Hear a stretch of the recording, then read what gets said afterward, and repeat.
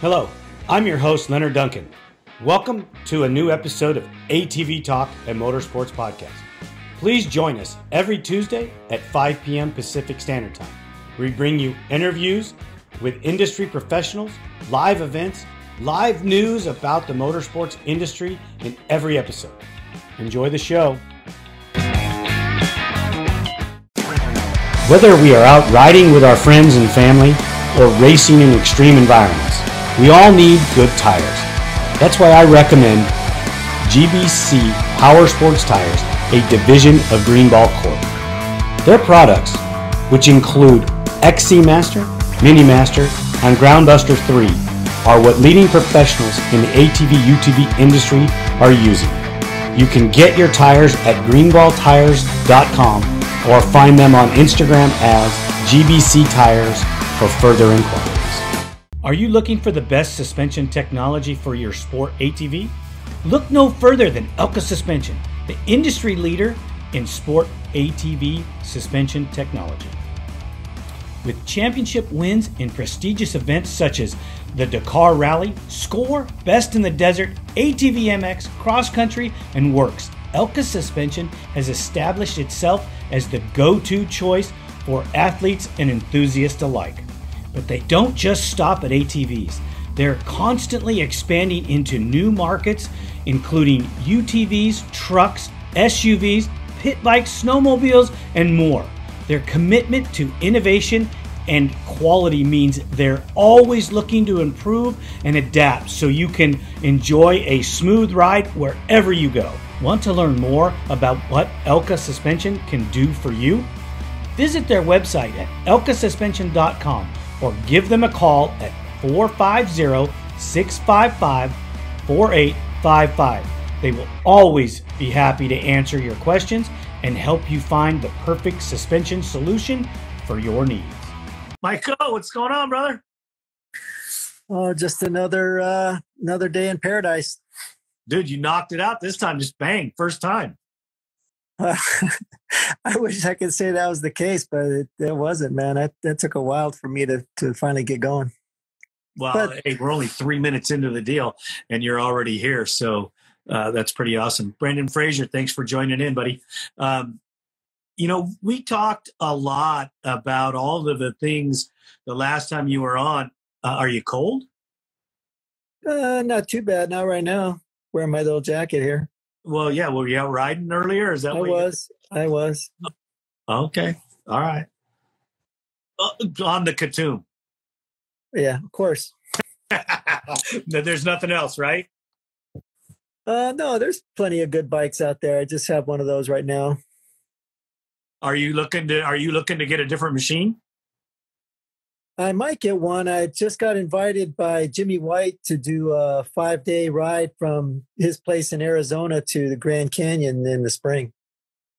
Oh, that sounds like fun.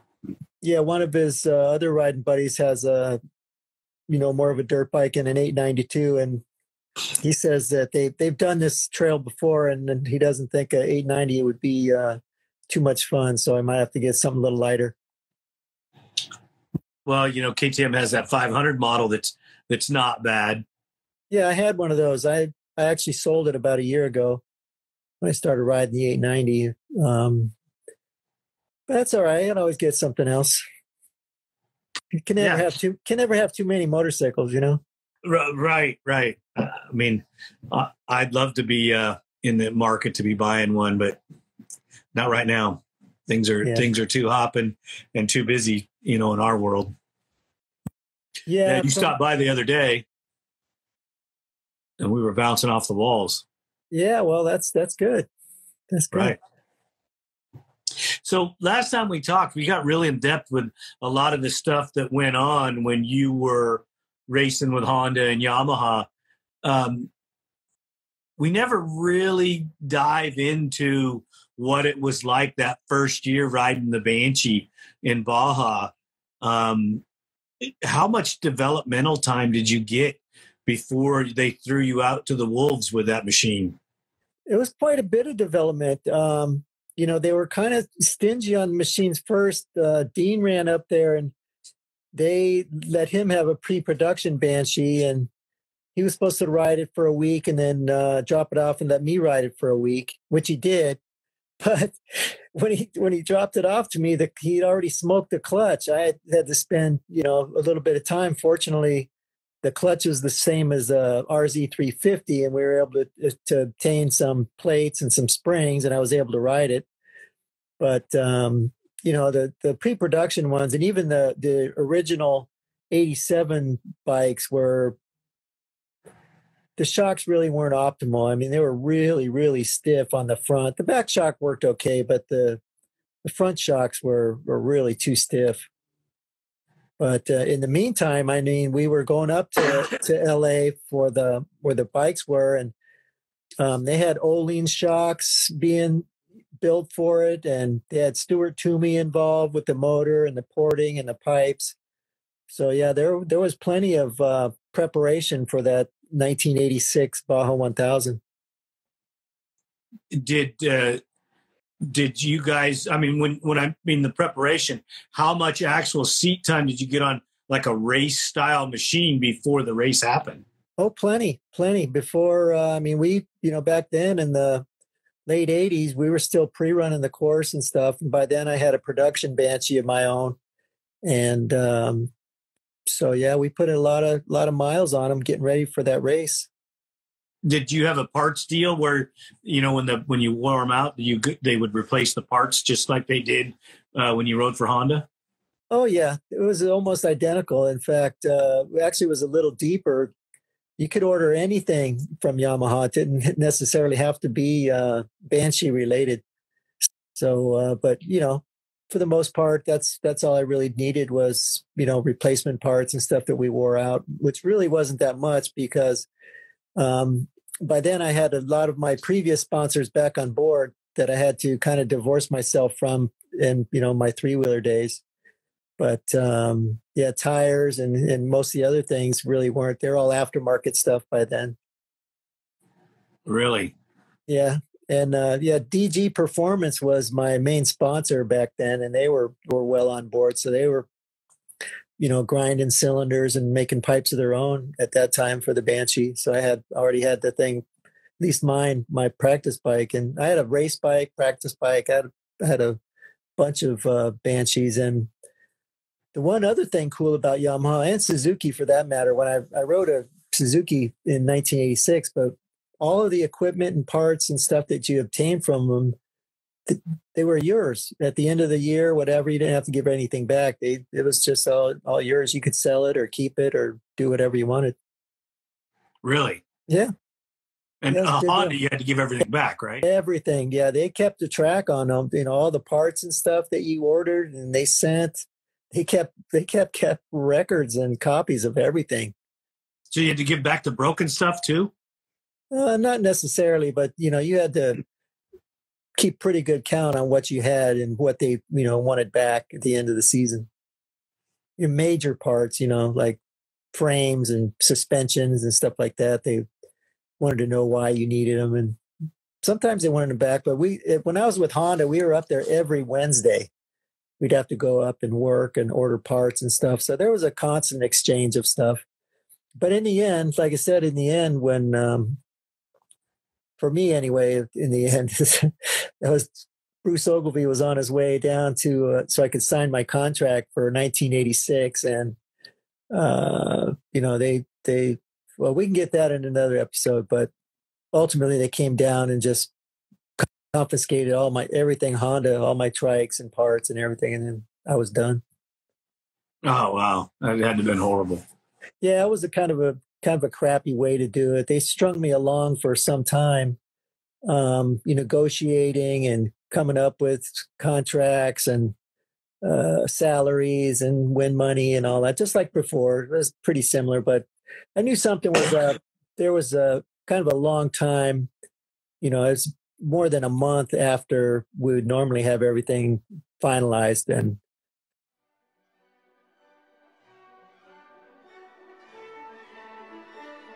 are you ready for your next vacation adventure? Step into the heart of Arizona's natural splendor with a tour of Antelope Slot Canyon, ideal for photography enthusiasts and nature lovers, our tours offer a unique journey through a landscape sculpted over millions of years. Let our expert guides lead you through the swirling sandstone. We're going to have to do it.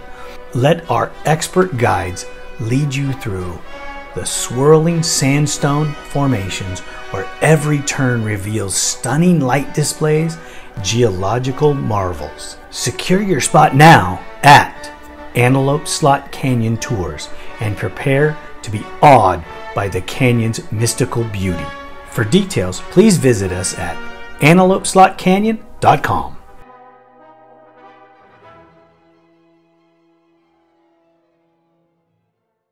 Anyway, I kind of knew something was up because they wanted to come down with my contract, which, seemed kind of fishy. And so I kind of figured something funny was going on, but that's another story. Wow. That's horrible. But yeah, again, with Suzuki and Yamaha, there was no questions. Everything that they sent to you was yours. It was all yours afterwards. Wow. Mm-hmm. I mean, you didn't need a whole lot though, did you?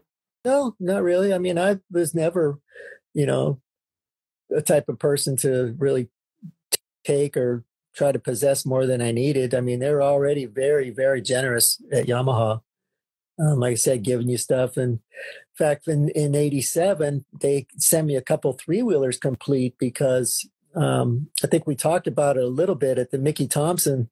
After the first race that I won, there was 2 quads. They were having an open class and a 250 class. And I won the first event, was at Anaheim Stadium. And whatever happened there with Mickey Thompson, and they just decided they could only have time for one class, which is going to be 250s. And they had Yamaha on board. They donated quite a bit of money to advertise in Mickey Thompson events. So that it was a mad dash to, Sam put a 250 motor in my Banshee frame. And, we kind of went over that scenario. That wasn't optimal, but we have still out there racing. So that's really what was important. Did Yamaha give you the 250 motor? That's what I was saying. They gave me a complete 3-wheeler to take the motor out of it, just to take the motor. Wow. So I had a couple 3-wheelers afterwards, brand new, 86s, red and white, and kind of pushed down in the corner with no motors. And towards the end, amazingly at the end, they told me at the beginning of 1988 season, they said that, we're not going to, after 88, we're going to be done. They were very honest and straightforward, very professional at Yamaha. And so, I just ordered up all the pieces and parts I needed to put 2 complete engines together and put those 3-wheelers back together, and sold one of them to my next door neighbor. And I think I sold another one, just listed it and sold them. I was just going to ask if you had, how long did you hold on to any of that stuff? I held on to my race Banshee for quite a while. I really liked it. It was ready to go. Raced through 88, at the end of 88, and that was the end. But still, was camping a lot and going out to the desert quite a bit. Put some paddle tires on it, and I ultimately had that Banshee. I traded it to the owner of what was that Yamaha dealership up in Kearney Mesa Yamaha. Yeah, I traded it for a TY 350 Yamaha trials bike. Really? Yeah. You how much time do you have on a trials bike? Oh, lots. I've had a trials bike since the 70s. I had a Honda 125 and a Yamaha TY 250. And then like I said, I sold the Banshee and got a TY 350, and that was a lot of fun. I actually entered some trials bike events for a couple of years. It was me and Tom Engelhardt from El Cajon Yamaha, or wasn't El Cajon, it was Vesco's Yamaha. Yep. he worked there, and there was quite a few people. Tommy Gahan, even, we would go out riding trials bike. He had one too. He had a TY 350. That's so cool. Yeah. In the chat, they're asking, what was your engine configuration when you were riding a Banshee? Did you guys keep it at 350 or were you making them big bores? No, we had to keep them at 350 and do. But there was just a couple of years. I mean, they only, came out in 87 and in 88. And you could have like 40 over on the bore, but they still raced us against 500s. The Quadzillas were out there. But to be honest with you, the built Banshee, DG with the pipes and stuff, I never, no 500s ever came close to me in the open class at all, the nationals. I killed the Suzukis back then. Right. But Yamaha was, like Honda was, like we discussed previously, on some of these threads, they were trying to get so much exposure. So we really never hit, like to get a championship. You couldn't make it to all of the races because there'd be a Baja race, or like when Stevie was talking to you, it was going all over. There'd be a Mickey Thompson race on a 250. Then you would go to a national race across the country. And then, another score desert race. So we were still pretty busy at Yamaha back then. Did they pay all the expenses? All the expenses, yeah. Per diem, you had expense reports and all that.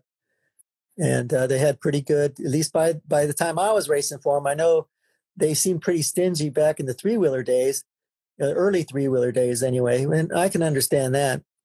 But when the Banshees came out, yeah, they had open pockets. They had like a Stevie Wright. They had a helicopter, and we had chase trucks and box vans, and they spent a lot of money to do the racing with the Banshee. It was good. I wonder why Yamaha doesn't focus. Even in today, they put almost no effort into Baja. I mean, it's probably because there's no real quad, ATV even action down there. They don't put any. I've never seen them. I mean, I've been watching it for a lot of years, and maybe not since maybe after the 80s were over, I started watching it.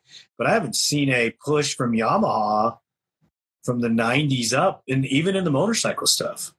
Yeah, maybe they have, everybody's got their own marketing group. Maybe they just feel it's not beneficial for, making a profit, that going down there and spending all that money to do those desert races just from a marketing standpoint doesn't make any sense for them. Yeah, I guess not. I mean, because KTM's down there and Honda's down there. Yeah. Kawasaki had a huge stretch down there. I just wondered, why at Yamaha we never saw a big push, even though that they were down there with you guys in the 80s. Yeah. There's no more push. Well, again, I think that, ATVs outsold dirt bikes by a huge, huge margin. People probably don't even realize how much more ATVs sold. In fact, even when I was with Honda, the reason they went to the desert racing was to support the three-wheelers. But since they had all that pit support every 50 miles, it was, much easier then to bring motorcycle spares as well. Yamaha did have some efforts in the earlier 80s, late 70s.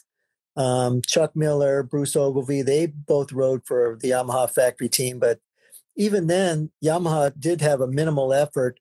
All your pre-running was out of the back of your own pickup truck. And I can remember, it was in 85, Bruce came on at Honda, and Wes hired him, and he just kind of was stingy too.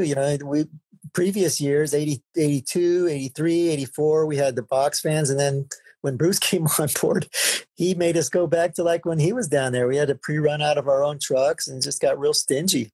Yeah. I don't know. I mean, it was like he was spending his own money. I went out with Bruce's dad, kind of like Stevie did too. In fact, Stevie and me and Wax had a box van in 84 when we pre-ran for the Vegas to Reno and the Frontier 500. And Don was driving it for us. And, it was just, I don't know why if it came from Bruce, if he mandated it, or Wes or someone up above decided, we're going to spend a lot less money this year. So that was 85. And the bad part is I had a real nice brand new Chevy truck, top of the line, Silverado, everything. I don't know if you've ever seen it or not. Fancy Mark Brank, put some nice stripes on it. But it's like right at the end of the 84 season, I slammed the thing because that seemed to be in vogue at the time. Put some lowering springs in it and this and that. And then Bruce tells us, oh, yeah, you got to drive your own rig down to Baja. So I ended up having to undo anything and, putting it back at regular ride height so I could drive it down there. Oh, man. I remember that. That's too funny. The Vegas to Reno was the Frontier. It wasn't always Vegas to Reno, right? Well, it was kind of a synonym. It was sponsored back when we did it. We won it in 82, 83, and 84. 3 years straight. I was on that winning team. It was me and Wax and Dean, I think, the first couple years. And then in 84, it was me and Wax and Marty. He was on Team Honda by then. And yeah, we killed it up there. And it was there used to be a Frontier hotel. And there was a Frontier in Vegas and there was a Frontier in Reno. And the course was completely different than it is nowadays. I mean, it was brutal, the Nevada desert, as you know, and it wasn't like these groomed racetracks like they have today where it's, the promoter has to come back and, dial the roads and stuff back in from all the race vehicles.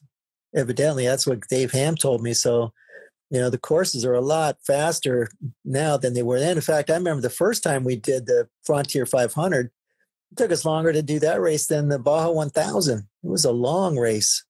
It wasn't mileage-wise, but it was just so slow and picky and silt beds. It was brutal. A lot of virgin terrain, right? Well, the trails were there, but they were tough. A lot of vehicles didn't make it. They got broke down. And one year, I think it was 83, our frame actually broke on our three-wheeler. We had to wait at a pit for a while. And good thing we had a big lead. We finally got it welded up and finished. But that particular year, it was really cold. And I always rode the night section. And I was afraid I was going to get stranded out there in the snow and freeze to death. Semi-afraid. Not completely, but it was night and, it was cold already. And I had as much cold riding gear as I thought I needed. And it made it. We made it. And we ended up winning by, like we usually did, by quite a margin. But that was a little bit of a scare there when the frame broke. So that kind of tells you a brand new bike and broken frame. It's pretty tough course. When you did your mods, I know you told me the story about the Suzuki guys really liked what you did with your Suzuki 250, putting the RM motor in there. Yeah.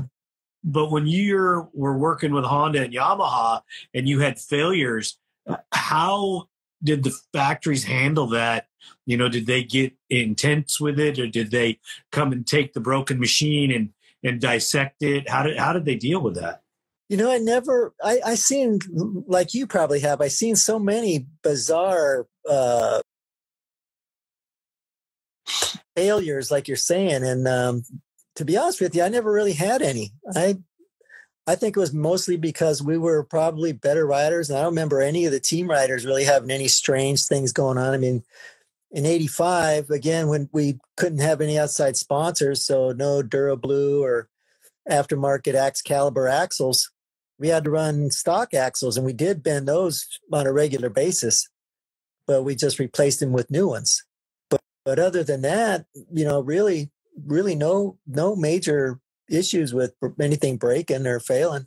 Everything Yamaha, Suzuki, Hondas, they were all fairly reliable. But there's how it is. There's guys out there, you see them like doing these crazy jumps and trying to jump over a complete sand dune and things like that. And, that's going to cause failures, I'm sure. But under normal circumstances, and I know that, again, the team riders, myself included, we rode the heck out of them and pre-ran on them. But again, they were just, all of my stuff, all of the three brands that I ever raced for, the stuff was always really reliable. In my use. Did you guys at Honda ever try to sneak in a wider axle without anybody knowing? No, they would know. I mean, they kept a pretty good watch on that stuff. I don't know if I alluded to you before, but probably the sneakiest thing that I got by with for a couple races, and by no means what I'm about to say is any slight on you guys or because I know you guys have the Paul Turner line, and I don't know. I think a long time ago you guys should have just started calling it Duncan Racing, but I know there's a following and this and that. But in '85, I was not on the A team, if you will.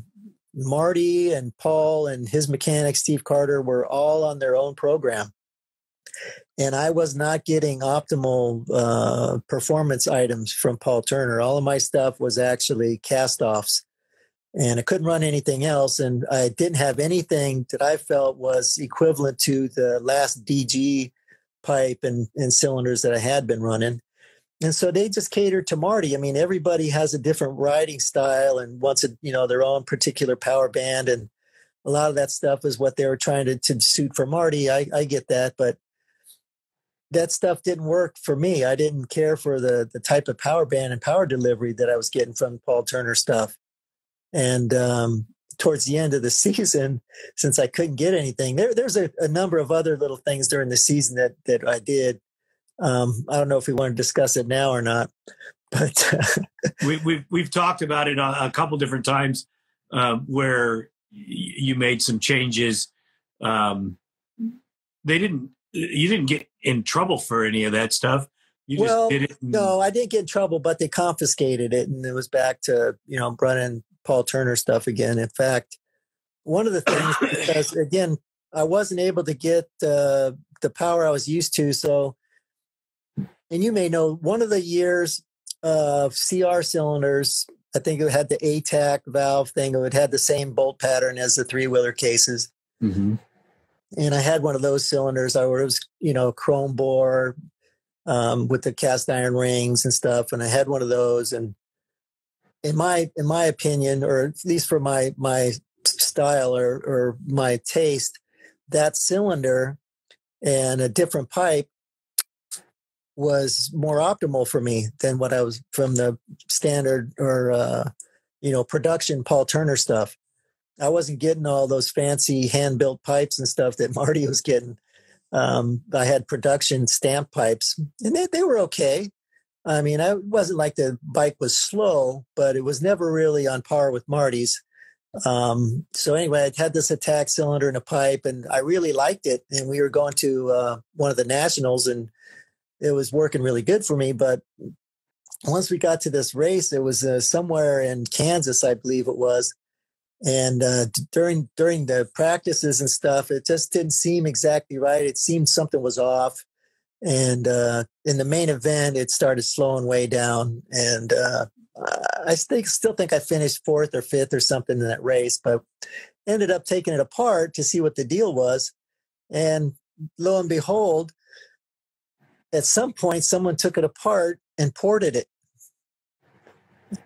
And like I said, I don't know who. I mean, I know who had access to that stuff, but my opinion and my thoughts are that they, Marty's team, they took it and they bolted it on and tried it, and then they ported it to see if that would help it. And then when they put it back together, again, I don't know if it was on purpose or what, but again, it was a long time ago, but they put it together with chrome rings. So it was chrome rings on a chrome bore. And so it slowly killed itself during the race. Oh, man. So that, hey, how did that ever happen? You know what I mean? And there was some other situations like that too at some other races. But anyway, that was a different story. I know we were talking about moving forward. You were asking me about some of that stuff. And another thing I was just wondering if, whether you Honda or Yamaha, if you got away with, because I know the Hondas, I don't know why they'd want to keep them narrow. Narrow? What do you mean? The track? The stock Honda axle keeping the bike narrow. Well, what they did is they actually had factory spacers, really nice precision bolt-on spacers for the end of the axle to the wheels. Really? Yeah, factory ones. And some of the aftermarket people copied it. Durablu or someone did make a very similar part for the privateers or consumers. But yeah, the spacers, that's what they sent over so we could get the track that we needed. Really? Yeah. Even though it bent the axles, they didn't care. No, they didn't care. So we always had a bunch of axles. I used to sometimes bend a axle per moto. And I was alluding to the fact that when you asked me, just getting back on that other thing, was that for Loretta Lynn's and for the national at Colorado Springs, there was 2 nationals, and I think I told you this before, but Harry Clem approached me, and he, I'd known him for a while anyway. He was, very popular guy. And he just told me, say, I can tell by listening to your trike that it's not making the power it should be making. And so he came down and we did some private secret testing, and his stuff was really, really good. And so I had his cylinder. And then when I went home, because I still see I think your brother does it now, does the little Paul Turner autograph on the side of the cylinder. So I did my best Paul Turner, forging on the side of the cylinder.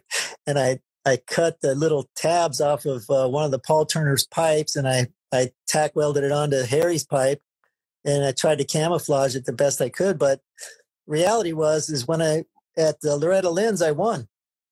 And then the very next race, I won at Colorado Springs too. And that's when they busted me, because I think they knew. They say, hey, man, how can his bike be so fast? We know what kind of parts he has available. And so I remember at that race, they came over, Steve Carter and Paul Turner came over, and, didn't take them long to realize that wasn't his stuff. And yeah, they took it all off. Oh, man. It's just the way it was, man. Kind of crazy stuff going on. Yeah, that's the changing gears here on the Banshee. They went away from the J arm fairly quick on that model. Did you guys have any problems with them failing? Nope. They put I think they just had plastic bushings in them from the factory, and we found a right size needle bearings and ran needle bearings all the way across it, and it was pretty robust. Kept it greased, worked well. The upper A arms on any double A arm suspension don't have a whole lot of load on them. All the lower A arm is what does most of the work. The upper one's just to keep the spindle, where it needs to be. Well, one of the reasons why that I was told was because that upper A arm on that J arm was weak and it would bend. So they went to an A arm style, and it stopped all the failures that they did have in the consumer world. Yeah, I mean, if you ran into an immovable object like a tree or something, then yeah, they would bend. So I think that was the case. Is more of the guys that were running them in the woods and other places. They probably had more failures, but I never had any issues with them. That's all they ever had. Like I said, I only raced them for 87 and 88, and the J-arm system worked fine for what I was doing. I mean, again, it's like anything else. There wasn't, the development of them was just kind of taken off, your rider, he had so much more beneficial chassis and suspension parts and stuff to go with those Banshees. Doug, he was able to really have a heyday of Banshee development. Whereas when I was racing him, it was just, like I said, the first 2 years, and there really just wasn't a whole lot out there. There was axles, shocks, some basic stuff. So that's really all anybody else had either. So you're still pretty much racing against, equal competitors. Yeah, I don't think that the development of the aftermarket stuff really, really hit as far as suspension until after 89. I mean, you're talking probably 90 is when they started really developing aftermarket suspension. I know that Doug Roll was doing some stuff early on with the TRX chassis in the desert. Gosh, I used to remember what year that they came out with that C&J chassis, but I don't remember. I think it was 87. Yeah, I don't remember exactly. I never raced. The only thing that I did that Sam did actually, he shortened this Banshee swing arm for me. It shorted. I think he took a couple inches out of it. Used all the had the whole chain adjustment procedure on the Banshees was always kind of cheap, but it still worked. It just wasn't as quite as nice as what the Honda was using. Yeah, that roundhousing setup was way better. Yeah. Way better. Everybody went to that. The Yamaha of now. Sure. Some of your Suzuki stuff went that way, and all of your aftermarket people went to that. Yeah, I mean that's just that's how things get developed. They kind of see what everybody else is doing, and the whole Yamaha Banshee suspension, it was all pretty much interchangeable with the Tri-Z. They, a lot of those companies don't try and re-engineer everything. I know on the Suzukis, like I was telling you, the Suzuki, that RM engine, it bolted directly into the quad racer chassis. All the motor mounts lined up, the spacing, the chain lined up perfect. I know on Kawasaki's, the KX250 and the KX500 engines will swap directly, and the same with the Yamaha. Yamaha 250 and 490, swap them out, bolt right in. And it just kind of makes sense from an engineering standpoint to, kind of make them the same instead of having everything different. Yeah, it definitely drops the cost of manufacturing, that's for sure. But Honda was different. Everything on Honda was different. I mean, I know that when I first started racing the three-wheelers, the air-cooled ones, the 1982 CR250 cylinder was interchangeable to the three-wheeler. And, guys started getting those right away. I mean, that was like one of the first hop-up things, was to just get the 82 CR cylinder and bolt it on your three-wheeler, and, made a significant difference. Bigger, you had to change your pipe because the exhaust port was much larger in diameter too, but had, much more aggressive porting, but it looked the same, was still red and bolted right on. Really? But when they went to the 83, or Honda went to water cooling on the CRs in 83, and the base pattern, the bolt pattern was different. So again, I think there was 1 year, it might have been 85 to 85 or 86, whatever year that ATAC cylinder was for the CRs. That was the only one that was interchangeable, because then they changed the CR again. Again, you're probably familiar with that more than me. Nothing would interchange with the three-wheeler as far as, bolt pattern. Yeah, I don't remember what year it is, but it's one of the CR cylinders, and we still have people buying that occasionally. Mm-hmm. They still want to buy that setup. I ordered it up because, like I said, I'm more out of desperation. Back in 85, I needed to get a little more power. But, for the most part, it was still a lot of fun going to the races. And, I rode the wheels off of those things and always did my best, put out my best effort all the time. It was only really noticeable on some of the Porterville tracks and stuff like that. And to be honest with you, even Marty didn't have the fastest stuff with Paul. There was a number of guys that had faster machines, but the riders, I still think the Team Honda riders were the best. So even with less power, we just always had a little more skill. And in the end, we were winning most of the races. And even again in 85, we had to run those pre-production Otsu tires, and they were horrible initially, and we were still winning races even with those. So we were handicapped in a number of different ways, but I think we just more than made up with it with skill. Do you think it had something to do with the amount of races and time that was spent? For what part? For the factory guys versus the non-factory? I mean, you guys were able to make it a living. Some of those other guys. Of course. I mean, yeah, I attributed a lot to that, is that, that was our job, is to train and race and ride and get in good shape. And, we had, I'm sure, way more hours behind the bars than any of the privateers. I mean, it just, doesn't make, there's really no comparison. So, but, related to that is, we were all privateers at one point. There was a time when I was racing and all the Honda team riders, it wasn't like we always had a factory ride. We had to earn it. And we earned it by being real competitive or even winning races as on privateer level. And once Honda noticed that, hey, these guys are pretty good, let's give them some help. And that's how we all got on board, just by, winning races. I think back in that time frame, it was the same for the motorcycle classes, road racing, all of them, is that you had to prove your mettle. Nothing was handed out, and it was pretty much winning was everything. That's how you got on there. How did the Yamaha guys get a hold of you? By phone.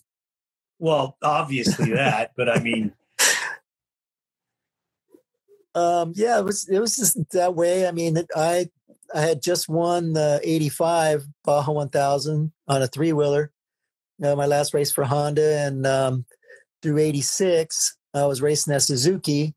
And I think we touched on this previously. I was in negotiations with Suzuki because they were going to have a factory team, which they did in 1987. And shortly after that, I was contacted by Yamaha to, ride and introduce the Banshee at the 86 Baja 1000 for a 1987, debut. And Suzuki didn't really want to do any off-road. They just wanted to do the short courses and races like that, the national circuit. So I went with the Yamaha deal. Ultimately, better deal in the interim, because in 88, Suzuki was gone. Yeah, that ultimately was better. I mean, I might have been able, and I know it would have been competitive. I think Gary Denton won that season in the 250. I don't know if he won that. They had an open class thing too in 87. And I don't know who ultimately won that. I know that at the nationals that I did go to for Yamaha, I won all the ones that I attended on my Banshee. None of the 500s were, Brian Fry and whoever else was on those 500s. They weren't even close. I know there's a lot of debate. You see it on these threads where there's always comparing the Quadzilla and the Banshee, but a lot of people claim that Banshees don't handle worth a damn, but nobody probably ever rode one. They actually work pretty good when you modify it, like you do anything, even a Honda, to make it prep it for racing. You got to do a lot of work to it. It's not like you just roll it out on the racetrack with the lights and the stock tires on it. You got to make some changes. Yeah, there's not they've said, that a couple machines rolled off the showroom floor in full race dress, and I haven't seen a race-ready ATV off the showroom floor ever.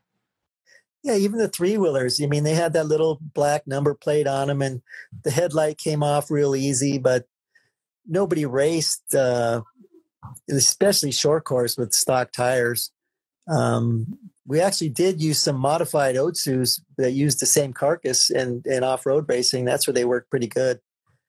Prior to that, in 84, we had tires basically the same as the front, real big balloon tires.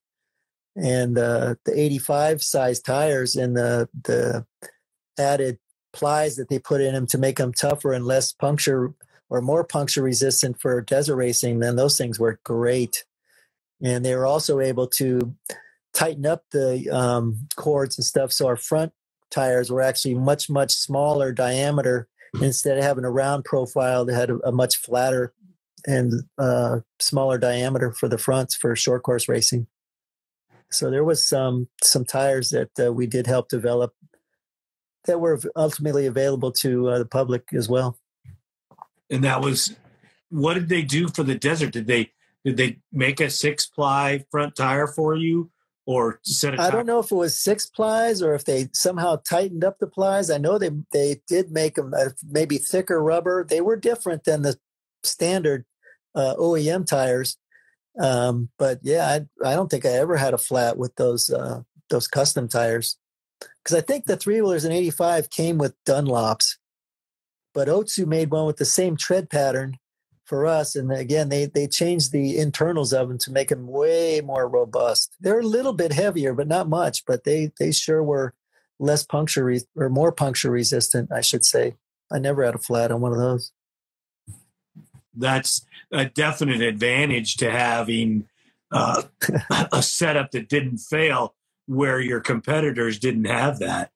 Well, again, I know we helped develop, but Otsu, man, they put everything out there for sale, as fast as they could. I mean, there wasn't really a whole lot of works things going on when I was with Honda or Suzuki or Yamaha. They tried to keep everything out there as fair as they could and make things that they did develop available to the racing public.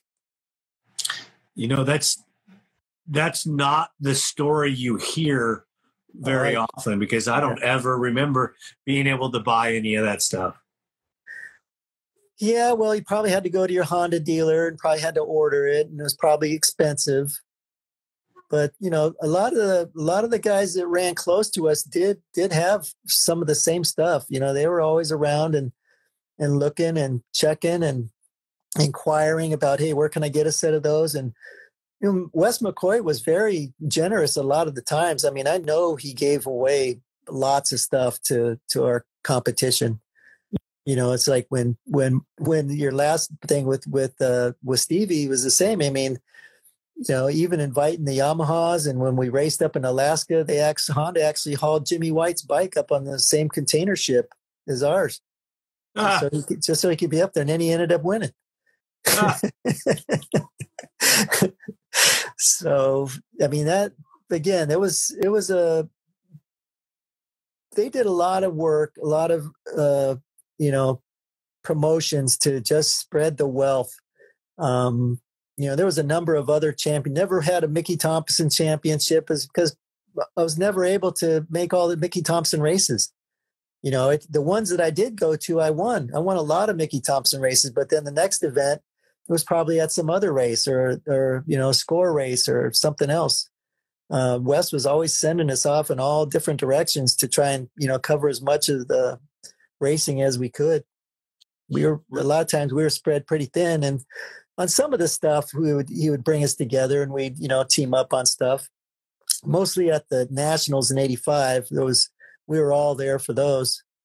But it was just good times. They were trying to make a big footprint as much as they could. No, they did. They did. Yeah. I mean, it was all in, as I was growing up, it was our world. It's all we saw. Yeah. They had, to me, one of the most professional, and to me, one of the best racing programs during my time on 3-wheelers. And you might remember it was called the Baja Cross Series. And that was like the elite, the top. If you won those races, then you really were national caliber. And it was a whole series. They had the mini trucks and the Class 1 dune buggies, very, very popular. Raced at South Bay, raced at Saddleback Park, which in my estimation was always the best, no excuses racetrack, and just really competitive, very fair. The starts, nothing was like some of these other silly racetracks that they held for the national. I mean, they never had a national at Saddleback, best track in the nation. So again, that's another story too. I don't know how the promoters and these guys that put on some of these races were able to get with the AMA and put these things on, because sometimes you just get there and you just shaking your head. You can't believe you got the best racers in the nation at this place, and it's not even a racetrack. They're still working on it the day of the race, trying to put something together in this little bull ring at a at the county fair. I mean, you've probably seen some of the videos, right? But I also think that the way that you told us about the AMA getting involved and then money went away. Oh yeah, right away. The money went away. It really affected everybody. And not only that, you had to buy an AMA card. So they were making money on, I think they were $40, Honda paid for that. And the factory riders, it didn't really impact us too much. But regardless of that, it was, Doug Richards, when he was putting it on, that guy had some incredible purses. He'd get $40,000, $50,000 to put to the pro purses. And how he was able to convince the sponsors to give him that money, that was really, amazing that he was able to do that time and time again, all the way, up until, again, in 1985, when the AMA started taking over. A lot of changes. And, Doug always had some really good racetracks, much more competitive than these Hialeahs and tracks that we went to that were just really, not national caliber event. I mean, we should have been going to established and world renowned racetracks to race like everybody else. And Stevie lent to that when he won that Houston race, that exhibition. That was really good. We combined with the flat track national that was going on at that time. That was in the Houston Astrodome. Stands were full. And they were screaming at the top of their lungs for, at how the three-wheelers went out there and kicked butt. But, faster lap times. We even had faster lap times in the top pros and just put on a great show for, like I said, with our whole event there was like 10 or 15 minutes tops. That few practice laps. And then they lined us up and was really no order. We just kind of got on the line and threw a flag and we rode 4 or 5 laps and that was it.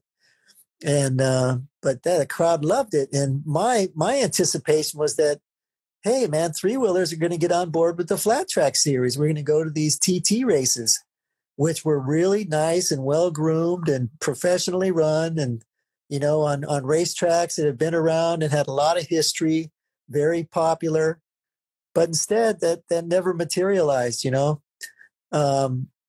There's a really cool racetrack. I'm sure you've seen it. It's got probably the biggest jump on the TT circuit. It's in Peoria. Did you ever watch Peoria TT? I look so forward to racing on that track, and this whole thing. And it really would have promoted three-wheelers and four-wheelers in a great way, again, is to combine with the flat track guys.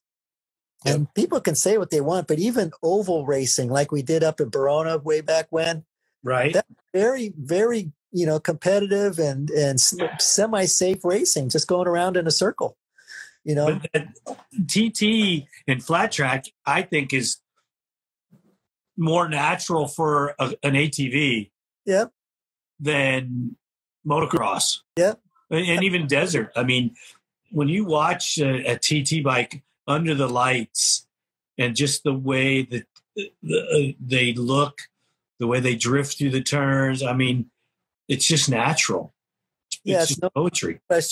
No question. I personally still, three-wheelers don't look good on a motocross track or a supercross track, but on like a Mickey Thompson course or some of those off-road trucks like they have back east in Wisconsin, I can't remember, they've got these really big, fast and really smooth jumps and well-groomed. Right. I think Marty started racing trucks and he was racing on those tracks. But again, those type of courses lend themselves. And again, like Saddleback Park, those tracks are motocross. There's jumps, but they're still real wide, full lock sliding in the turns. I'm sure you've watched some of those, I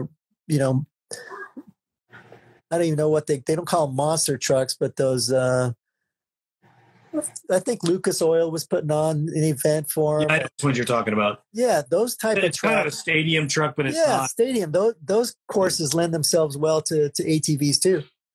Exactly. Yeah. I totally agree. So you can't you can't have jumps and have suspension. And those, anyway, those were always my favorite type of tracks. I mean, I grew up like everybody. Let's face it, our little 90, 110 modified three-wheelers didn't have suspension. So it was all about sliding around the turns and sneaking it on the football field on the track and brodying around the track, you know? Right. I did that at Mount McGill a number of times. Almost got caught, but never did. You're lucky. You're lucky because you could almost walk faster than a 90 would go around that track. No, we had them fully modified by the time I was taking them down there, you know, with the golf cart tires and big motors and running on alcohol. Good times. But again, Speedway 117, you know, they had like little, not really jumps, but like where you'd go from the infield oval to the big oval, you're kind of slightly banked. So you would have to like do a little drop away jump there, but there really wasn't any jumps other than that. You didn't really get a lot of air. And that's how we started, was slip sliding away. I remember going to Speedway 117 and not even really understanding what was going on, you know, because I was so young, but I loved going to the races then. And I just can't believe we're that many years away from it and still love the sport.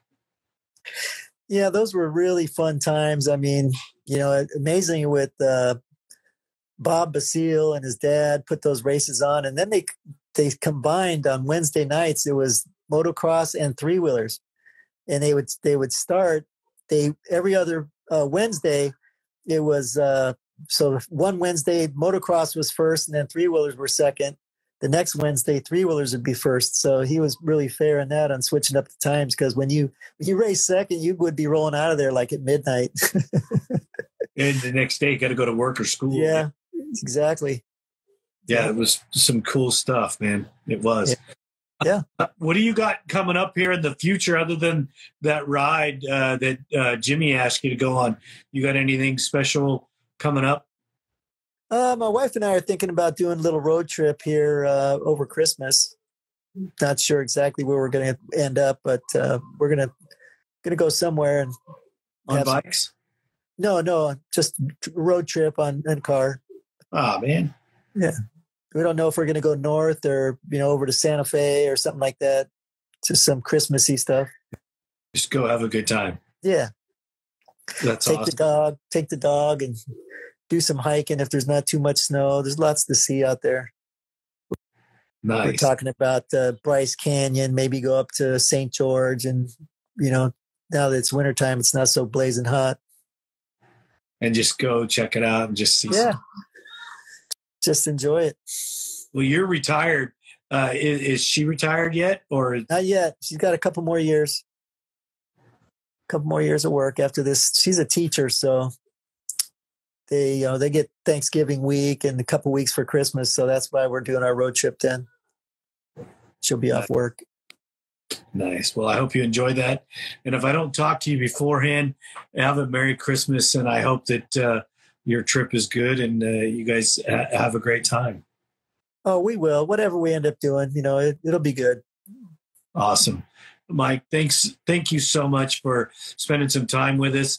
I hope you got to check out the story on YouTube about the three-wheeler deal in Buckeye that we did. That we asked you to show up, but we didn't give you enough notice. But that story came out on YouTube yesterday. You can go check that out and look at some of those machines. Yeah, I wish I did have a little more time. I am retired now, but sometimes spur of the moment items. I do have other things that I've planned for or that I've committed to. But yeah, I'm in touch with Dave Ham and Dave too, the other Dave, right? Wiley. Those guys keep me informed. And yeah, until you mentioned it that day, I think you asked me like a couple days before you were going, and yeah, I couldn't commit to it then, but I would have. That would have been a lot of fun. So if something like that comes up again, yeah, give me a little more heads up, and we'll get out there. I'm in contact with Dave Wiley and Dave Ham and Wrangle, and we're going to get you and Stevie and as many of the other guys out there that we can with some of these modern three-wheelers and see what you guys think and get your opinion on them. Yeah, I watched your episode with Stevie, and he seems like he's on the fence. He's got a bug that he'd like to do some off-road race somewhere somehow. I think he's kind of leaning towards doing a score race. It's hard to say if they would do something, but starting off in the 1,000 might not be such a good idea. But maybe a San Felipe or maybe a Baja 500 would be possible. Well, we could do a loop 1,000. That's generally not. Saying, I don't know if he wants to do that on his first time back. No, I don't know. I told him you better start training. But Dave Ham, Dave Wiley, and the rest of the crew, they're all in. So we can get you down there and Stevie down there, maybe a couple other people, and put a team together and race a three-wheeler. Well, those guys, I try and keep up with their efforts, and they're both a couple of really nice guys, and they've kind of jokingly, I think, asked me to team with them, but it's just at least for that. I mean, if it was really, we just have to wait and see what comes up in the future. I mean, I don't think they're joking. I think they're serious. They want you to just come and throw your leg over and spend a little time with them. Well, I would do that. And I might even be swayed to race as well if the situation was right. If there's enough, like I said, I think I heard someone say that one of the promoters wants at least five entries. Dave Wiley just said, "Let's do it. We're serious." Yeah. Well, that's good. I mean, again, we all have to decide on the machine. And, one thing that really intrigued me, and Dave Wiley told me or one of them did, is that, I grew up on a twist throttle, and some of the newer guys still swear by the thumb throttle. And one of those guys told me, and they had it on their Vegas to Reno bike, is a throttle that has both. Yes. There's a couple different manufacturers. Yeah, I was impressed by that. That's pretty cool. Yeah, we ran one, the last 450 that I built for Best in the Desert ran a thumb twist. Yeah, I think Dave Ham uses a thumb throttle. I hope not. Yeah, I think he does. One of them does. Yeah, we'll have to get them to leave their skirt at home and run a twist throttle. Yeah, well, that's the thing. You gotta use what you're comfortable with. Everybody's got to be happy. Exactly. We'll modify it any way you want. We'll get it done. All right. Hey, man, it's always good being on your show. All right, brother. Thank you so much. The team here at ATV-TALK would love your feedback. Please email it. Thank you for listening. We hope you enjoyed this episode. If you did, don't forget to share us with your family and friends. The podcast is available on all streaming platforms, and you can find us on social media as ATV-TALK Podcast. We're on Instagram, Facebook, TikTok, YouTube, Rumble, and Twitter.